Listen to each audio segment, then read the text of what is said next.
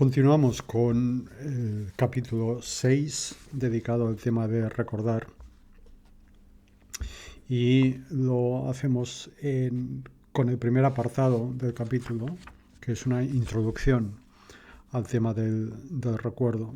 Una introducción en la que las autoras nos dicen que recordar es una experiencia única para cada superviviente, que algunas personas supervivientes lo recuerdan todo o casi todo, otras no recuerdan casi nada, otras no recuerdan prácticamente nada, pero la mayoría nos dicen está en un punto medio. Es decir, con recuerdos con diferentes grados de recuerdo. Y explican que tanto si uno recuerda mucho o muy poco o casi nada,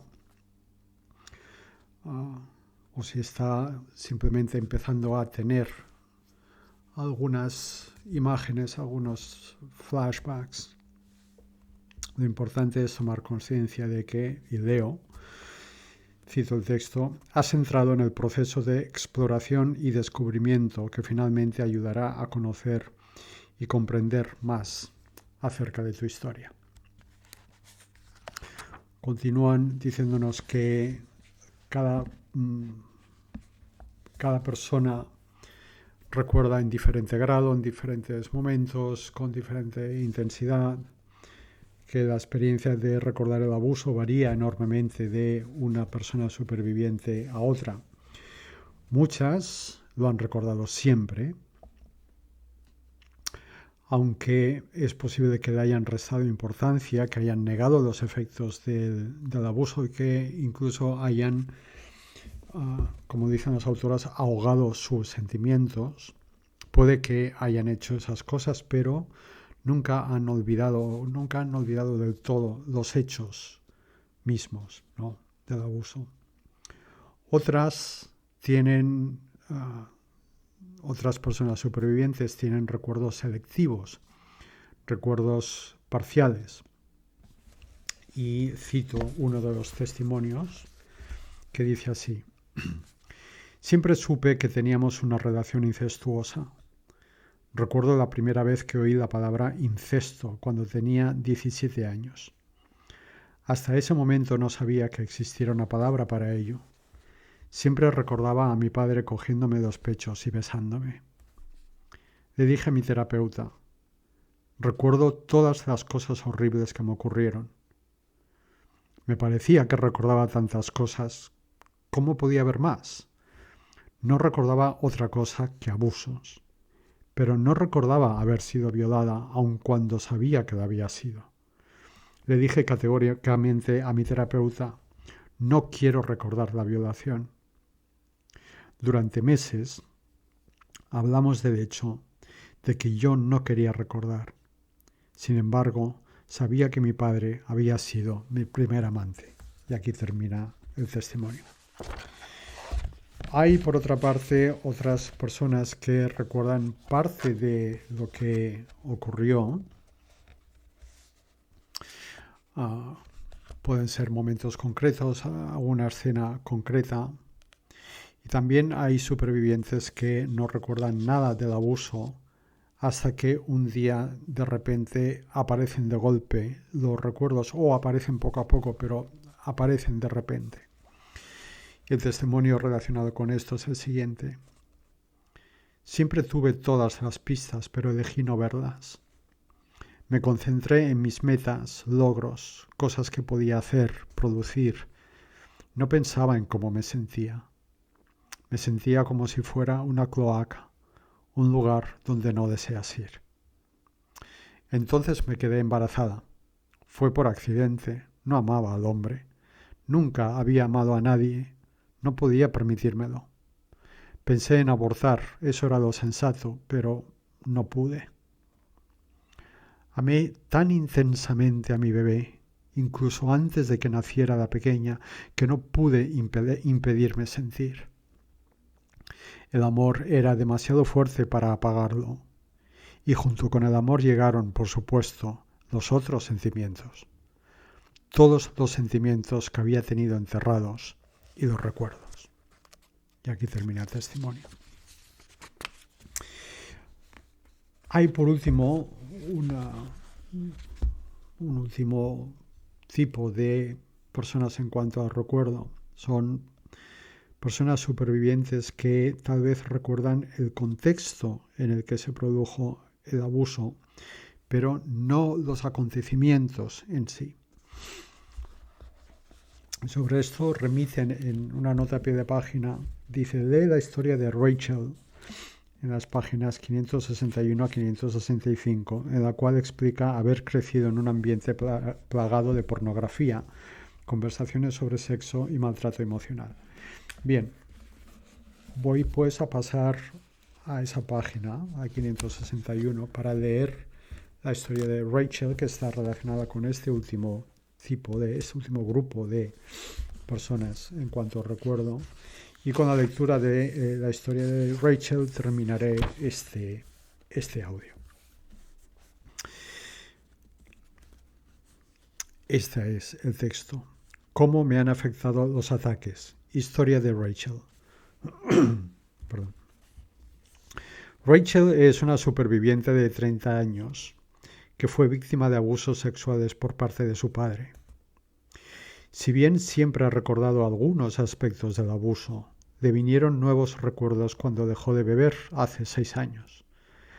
Los ataques contra las supervivientes la han enfurecido tanto que ha decidido hablar públicamente. Y aquí empieza el texto propiamente dicho de la historia de Rachel. Dice Rachel: durante muchos años me sentía aniquilada por el incesto. Era como tener una enorme mancha en mi vida. Vivía tratando de limpiarla, pero era como el tipo de pintura por donde todo sangra. A los 12 años comencé a beber. Tomaba todas las drogas en las que podía poner mis manos: cocaína, cocaína dura, anfetaminas. Fumaba marihuana, tomaba LSD y robaba recetas médicas a mis padres. A los 17 años entré en el ejército para huir de mi familia. Toda mi vida estaba obstruida. Era como un camaleón. Me adaptaba a cualquier situación que se presentara. Podía ser quien quiera que alguien deseara que fuera, porque no tenía idea de quién era yo. Mi vida sexual era un desmadre, pero cuando intimaba emocionalmente con alguien no podía. Después del acto sexual vomitaba. O tenía un orgasmo y me imaginaba que estaba mi padre en la habitación. No sabía por qué. Nunca tuve amnesia respecto al hecho de que mi padre era adicto a la pornografía. Siempre recuerdo cuando me leía esas revistas y me las hacía mirar. Tenía cintas pornográficas que me hacía escuchar. Cuando cogía una toalla y entraba en el cuarto de baño, yo sabía lo que iba a hacer allí. Pero sí había olvidado que a veces yo estaba también en el cuarto de baño con él. A los 24 años dejé de beber. Eso me cambió el mundo. Alrededor de un año después tuve un recuerdo muy nítido de un incidente con mi padre. Me estaba acariciando los pechos y yo le veía las manos, la uña que estaba rota y sus dedos y brazos peludos. Fue un recuerdo muy vivo. Durante los 6 meses siguientes me asaltaron imágenes retrospectivas. Eran casi continuadas.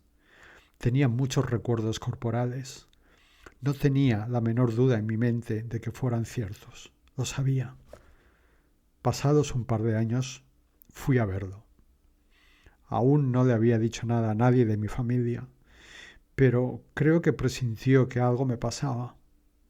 Me hizo sentar a la mesa de la cocina y comenzó a contarme cuánto habían abusado de él cuando era pequeño, cómo su padre lo golpeaba y le ponía las manos al fuego, cómo había tenido que dormir con su padre después que muriera su madre. Repetía una y otra vez cuánto había abusado de él. No dijo concretamente abuso sexual, pero yo sabía que era eso lo que quería decir. Y mi padre es una persona con quien yo nunca había hablado antes. Jamás había tenido una conversación con él, ni una sola vez en toda mi vida. Más o menos por la misma época, mi hermana mayor me llamó para preguntarme si iba a ir a la fiesta de Acción de Gracias y aún no le había dicho nada de lo que me pasaba, así que le dije, no, sencillamente no puedo soportar ver a mi padre. No era ningún secreto que él nos había maltratado emocional y verbalmente a todos hasta el punto de destrozarnos. Todos habíamos tenido intenciones suicidas en algún momento de nuestras vidas. Sí, lo sé, dijo ella, es un pesado. Está eso que ocurrió entre él y yo y que nadie sabe, dije yo echándome a llorar. Eso fue todo lo que dije. Entonces ella también se echó a llorar y me preguntó, ¿abusó sexualmente de ti? A mí me pareció increíble que me preguntara eso, y llorando le contesté sí. A mí también me hizo eso, dijo ella. ¿Por qué tratan de arrebatarme mi curación? La primera vez que oí hablar del síndrome de recuerdos falsos lo sentí como una ofensa personal.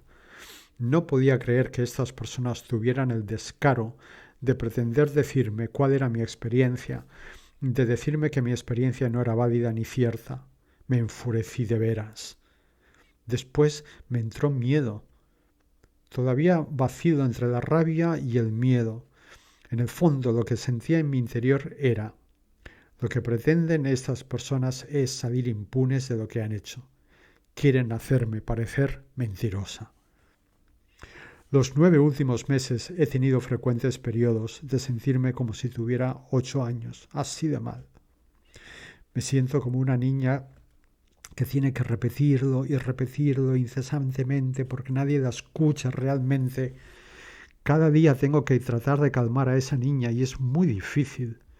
Es difícil estar presente en mi vida adulta cuando me siento como una niña. La superviviente que hay en mí se fastidia muchísimo y está dispuesta a hacer todo lo que sea necesario para desafiar a esas personas, para tomar lo que dicen, girarlo y lanzárselo de vuelta y exponerlo tal como es. Pero la niña herida que hay en mí se asusta, se disocia y busca un buen lugar para esconderse de todo. Ha sido francamente difícil. Me estaba yendo realmente bien antes de que surgiera todo esto. Había llegado al momento de no sentirme pequeña. Estaba en mi cuerpo. Ya no disociaba, estaba conectada con mis sentimientos y ya no tenía miedo de lo que había en mi interior. Estaba a punto de dejar la terapia. Ha sido como abrir una herida completamente cicatrizada. La herida estaba curada. Todas estas habladurías y añagazas propagadas por la Fundación Síndrome de Recuerdos Falsos han conseguido abrirla. Los considero responsables. La dinámica de mi familia era divide para vencer. Mi padre nos mantenía separados, desconocidos entre nosotros. Las personas que nos atacan actúan según ese mismo principio. En la gran familia de supervivientes de incesto y abusos sexuales en la infancia habíamos estado hablando entre nosotras sobre lo que sabíamos. La verdad nos hace poderosos. Y cuanto más nos acercábamos a la verdad, más trataban estas personas de echar una cortina de humo para ocultarla. Y la dedicación en establecer esa cortina de humo es lo que me asusta. Dado que he avanzado bastante en la curación, los ataques no me han afectado tan gravemente como lo han hecho con otras personas. Por ello, me siento obligada a animar a las supervivientes que aún no están tan avanzadas como yo, como mi hermana, que simplemente lo dijo, o las personas que desean decirlo y no pueden. Mi madre es superviviente de incesto. Hace 9 meses se lo dijo a mi hermana. Jamás se lo había dicho a nadie y ahora no sé si lo hará. Yo considero responsables de eso a las personas que se han adherido a los ataques. Son responsables de silenciar a mi madre. Estoy segura de que en estos grupos de ataque hay personas inocentes. Estadísticamente tendría que suceder, pero moralmente creo que estas personas deberían cuestionarse lo que hacen. ¿Cómo pueden saber que la persona que está a su lado no es un agresor sexual? A mí me parece que si estas personas tuvieran conciencia, tendría que surgirles este pensamiento. Yo sé que soy inocente, pero ¿y si la persona que está sentada a mi lado en esta reunión agredió sexualmente a su hija? Independientemente de que determinadas personas sean o no inocentes, cometen un abuso al adherirse a los ataques que provienen de grupos como la Fundación FMS. La causa de estos grupos está toda ella llena de odio. Deberían decir más bien, algunas personas son acusadas falsamente, pero no vamos a denunciar a todo un movimiento a causa de eso. Los ataques ponen en peligro a los niños. Los ataques no me han hecho dudar de los recuerdos ni pensar que eso jamás me sucedió, pero sí me han hecho dudar respecto a haberlo dicho. Tal vez no debería haberlo dicho nunca. Mi hermana ha dudado de que lo ocurriera, aunque lo recuerda claramente. Su marido es alcohólico y no lo cree.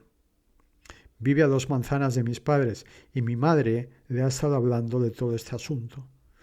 Dicen que los terapeutas te pueden tener muy liada. Mi hermana desea continuar viendo a mi madre porque ella le ayuda con las nietas. Y yo le digo, mamá no nos protegió. ¿Qué te hace pensar que va a proteger a tus hijas? Mi hermana llegó un día a la casa y encontró a sus hijas pequeñas junto a mi padre, que estaba sentado a la mesa leyendo un Playboy. Quiere proteger a sus hijas pequeñas, pero todavía tiene dudas. Y ahora, con todo lo que se publica sobre los recuerdos falsos, mi padre está explotando sus dudas. Y eso pone en peligro a mis sobrinas. Las 3 tienen exactamente la edad que prefiere mi padre, que es pederasta. Encuentro terrible que estos ataques le den a mi padre una tribuna. Aquí, en mi propia familia, los ataques ponen en peligro a las niñas. En nuestra cultura los niños son como objetos de usar y tirar. Se los trata como basura. Esos ataques protegen un sistema de abuso establecido y arraigado, y por eso pienso que los abusos no van en camino de acabarse. Por eso es necesario que nos movilicemos las supervivientes para ayudarnos mutuamente y a toda la sociedad. De verdad necesitamos ser fuertes porque no solo se trata de lo que le sucedió a una cuando era pequeña. Es mucho más que eso. Se trata de lo que podría sucederles a nuestros hijos si no tenemos cuidado. Y aquí termina la historia de Rachel y este audio.